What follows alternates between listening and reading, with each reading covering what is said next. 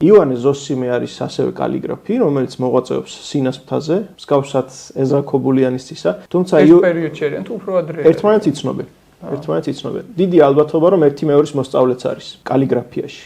თუმცა ივანე ზოსიმე არ არის კარგი კალიგრაფი. ივანე ზოსიმე დღევანდელი გადასახედიდან ჯღაბნის, რო თქვა, უბრალოდ იმ პერიოდის ეგრეთ ეძახის თავისთავად ჩხაპნელი, ჩხრეკელი, ფარჩხად ჩხრეკელი, სინო-პალესტინური სკოლა. გამოირჩევა იმით, რომ ისინი არ ქმნიან დაკვეთებს, სამეფო დაკვეთებს, ან რაღაც. ქმნიან ხელნაწერებს საკუთარი საჭიროებისათვის.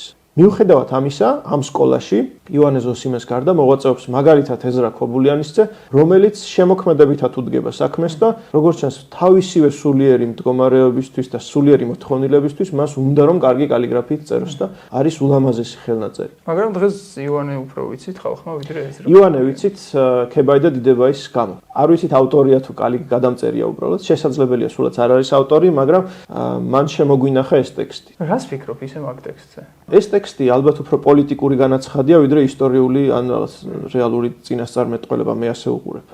პოლიტიკური განაცხადი არის, რომ ქართული ენა და შესაბამისად რაღაც ქართული სახელმწიფოებრიობა ან ქართული კულტურა არ ჩამოუვარდება ბერძნულს, უტოლდება და წინაც უსწრებს კიდევაც. ასე უწერია ივანეს, ხო?